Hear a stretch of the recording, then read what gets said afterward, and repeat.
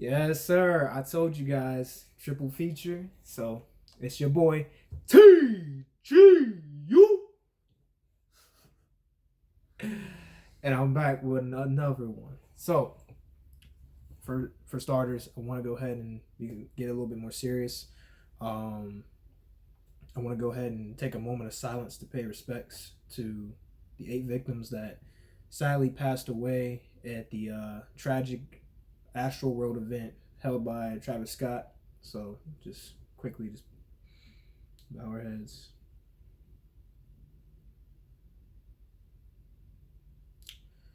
Okay, so for starters, well,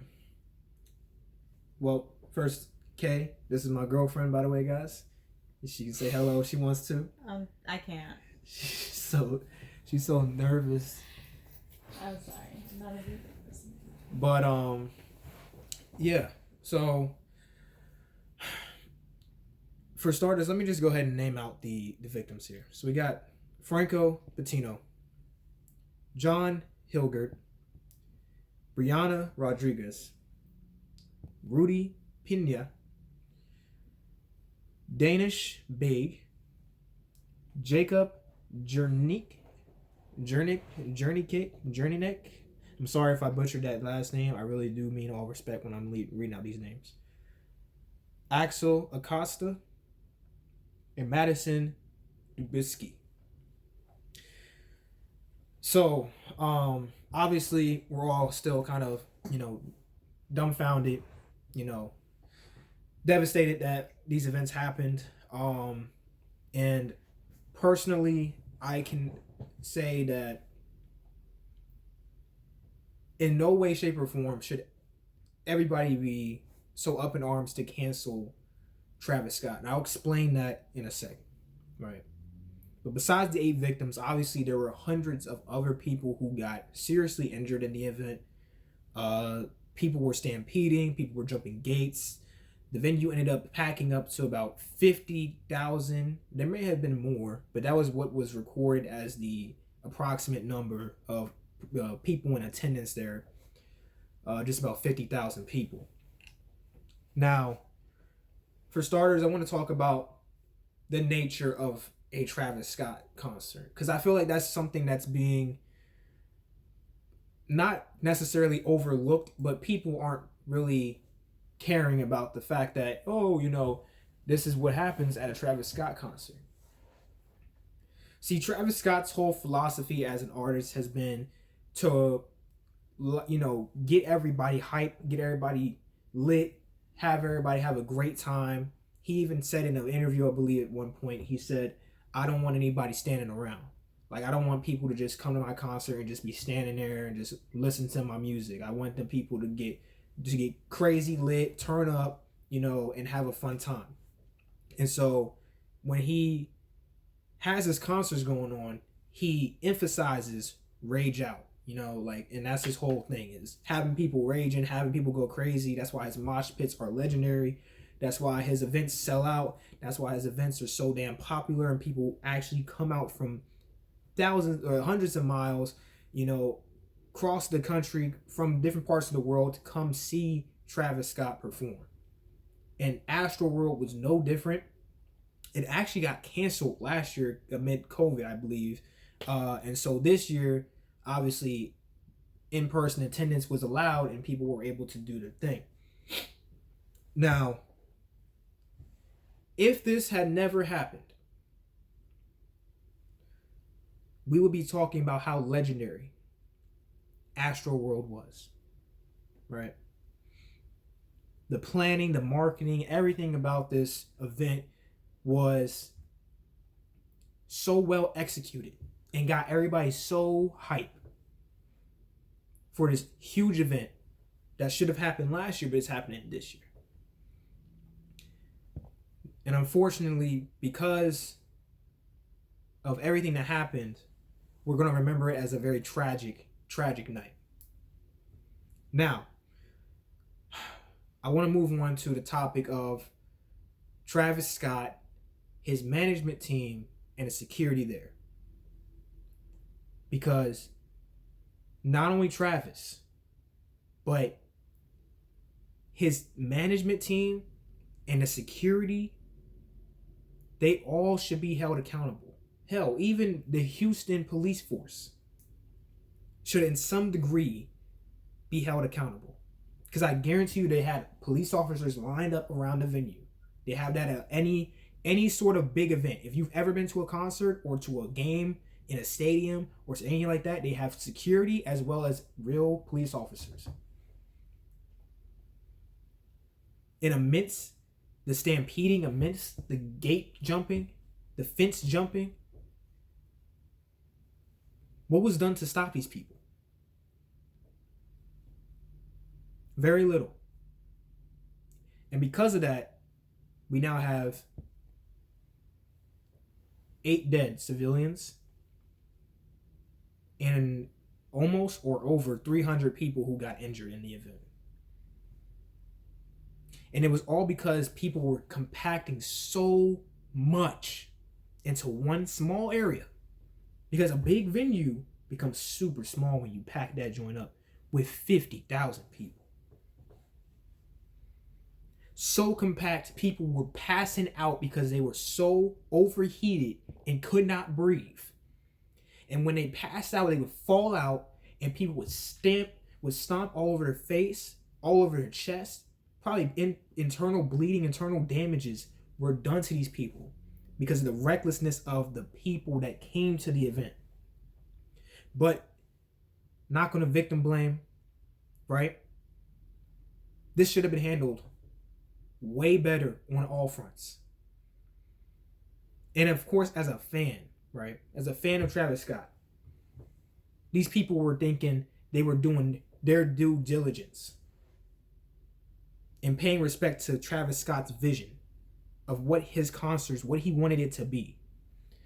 And because of that, they ended up inadvertently hurting themselves and killing 8 people, 8 fans.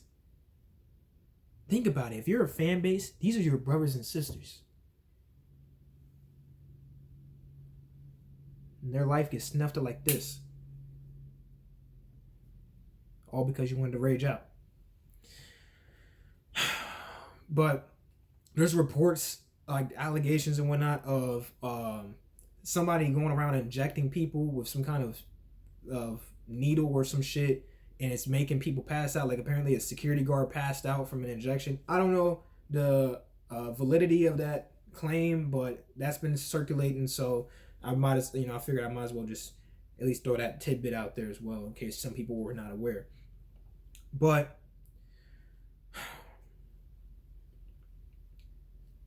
Travis Scott never in his wildest dreams would have ever wished for something like this to happen. Ever. And people, I'm gonna talk about his apology video in a second. But let me go ahead and talk about what he's done to try to at least amend this tragic happening, right? So he's gone ahead and just refunded all the tickets, right? He's just refunded the entire event, right? Everybody got their refunds back. And he canceled it was like the day in whatever festival event, his other concert that he was going to go to, he canceled that. He said no. All right, that's canceled. He's literally pulling away from his, so you can't make it a thing like all he cares about is money. He doesn't care about the people dead. He literally sacrificed money and extra attendance, extra clout, all this extra stuff to pay respects to the people that just got seriously injured and died. So the idea that Travis Scott doesn't care about his fans or he doesn't care about the people around him is ludicrous. Just because you believe that he should have done way more, and so because you believe that, it makes him less of a human being, it makes him less of a compassionate soul, it makes him less of a, you know what I'm saying? Like it's just not fair. He stopped the event at one point because they were crowd wave, like it's like one of those crowd waving moments where the person is like you know, they have him up in the air and he's crowd surfing, right? So they had a moment where he stopped the event for a moment to get the person out of there. And I believe he saw that the person was injured or some sort. But this is the thing. This goes back to my original point about the nature of Travis Scott's concerts. This is the norm. That's what people are missing. That's the norm. So to him, in his mind, when he saw that, he wasn't thinking the dude was dead. He wasn't thinking that you know, oh, something tragic had truly happened. He wasn't thinking that. He was thinking somebody got messed up in the mosh pit, and that's the nature of his event. Now, to say, am I saying that's right or wrong? There is no right or wrong for that. Because if, like I said before, if nothing happened, if nobody got killed or anything, or nobody passed away, or nobody died, whatever you want to say, whatever kind of PC version you want to put on that, if nothing had happened, we would not be talking about how reckless Travis Scott's concerts are. We would be talking about how legendary they are. So, everybody who goes to these Travis Scott concerts and these events for Travis Scott, they understand what they're signing up for. Right? And again, not to victim blame. I'm not doing that. But this is the thing. If you're going to hold Travis Scott accountable for not doing more to put it into the event earlier and prevent more casualties, because there was always going to be at least that one guy. He stopped it when he saw that one guy. He could have prevented 7 more, sure, if he, stopped the event. But again, like I said, it happens all the time. There was no telling. And then apparently people were getting on ambulances. They were getting on the steel beams of the stage, yelling and trying to get his attention. Listen, the music is blaring like crazy. There's pyro going all over the place. There's bright lights in his face. He probably barely saw the guy who was getting crowd surfed to help. He probably barely saw what was actually wrong with him. They just saw that he was being crowd surfed, which is, again, very common at a Travis Scott concert. Now, I'm not going to keep going in circles and in a tandem with that right there. We'll leave that right there. But on to the apology video. Now, Travis Scott posted a pretty lengthy, not too lengthy. It's actually pretty short, honestly. He just had a couple of words of condolences and whatnot that he posted on IG in his story. And people were up in arms about it. They're saying that it was disingenuous. They're saying that he didn't really seem sad. They're saying that he just did it to cover his ass. They're saying that his lawyer made him do it. All these different things. Let me ask you real quick, and I'm gonna get a little bit closer. All right, move her chair out the way. I'm gonna get a little bit closer. All right, let me ask you real quick. If you were Travis Scott, right, you hosted a huge event with the hope that you were gonna have the time of your life with your fans, right? Huge concert. It's been marketed for a year and more, right? And at this event that you marketed to the sky and beyond, 8 of your fans die and 300 more get seriously injured. How would you respond? Especially right away. I mean, this is just a couple days old. Maybe even in that same day, he probably was in complete shock. It's not hard to believe that. And obviously everybody takes tragedy, they deal with trauma differently, right? So you can't say for sure that, because he, didn't seem that sad or blah, blah, blah in the video, that he wasn't dealing with his own hurt and pain from what happened in the event. That's ignorant. And it's wrong.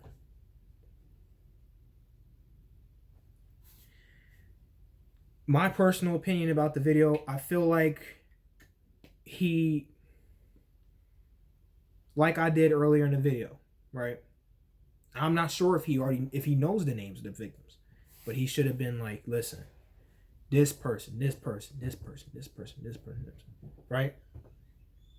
And saying sorry to them, and saying sorry to their families. And he did apologize to the family. He said he sent his condolences to the families. That's good. But honestly, in that moment, there's not a whole lot more you can say. People want the most perfect words to come out his mouth to sum up the event and sum up what he should be saying. But at the end of the day, he's human like you and I. He's not a robot. He's not able to compute the perfect response to send out to the world, because everybody's going to take it differently. Like me, you know? I take his apology as genuine, not disingenuous, and like he's truly in shock that this happened at his event. And then he's taken proper steps to actually try to amend what happened. Whereas you get some people who straight up want to cancel him. They wish death upon him, which is completely insane, considering that you're wishing death upon a person because they inadvertently caused death. You're automatically no better than what you're trying to damn. You're trying to damn something that you're partaking in right now. That just makes no sense. But anyways, to close out this video, moving forward, right? I feel like moving forward, there should be a lot more done by his management team, right? In terms of upping security, upping the protocol for what happens here in these events. Because the mosh pit is a part of his brand, is a part of his whole identity, right? His hype-ass music, his mosh pits, they're not going to go away. They might cool down for a little bit, but they're not going to go away. We all know that. And Travis Scott, he needs to be more aware. Like, he needs to be hyper aware at his concerts. Because if this happens again, no one will be able to stand for him. No one. Because that means that he didn't learn. That means his management team did not learn. That means that his security team did not learn. That means that everybody involved did not learn. And that it's just going to happen again. And the fans, you guys got to be more mindful. You're all, like I said earlier, you're all brothers and sisters in arms. You can rage out and be hype and be lit without harming people, without being so damn compacted and condensed and close that people are overheating and passing out because they can't breathe. Make room. Back up. Simple. No one wants to go to a concert to have fun at the risk of their life. Nobody. Unless you're a complete psychopath. That's the only way I can see that. But yeah, man, I'm hungry. My girl's hungry. So I'm going to go ahead and end on that note. Those are just my quick thoughts.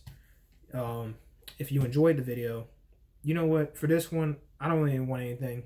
Just be aware of yourselves. All right? And be a little bit more open-minded to the fact that this man might be just suffering so deeply inside. And that he just isn't able to properly show it. Something like that could be the case. But anyways, it's me, your boy TGU. And I'm out again. I'll see y'all in a bit.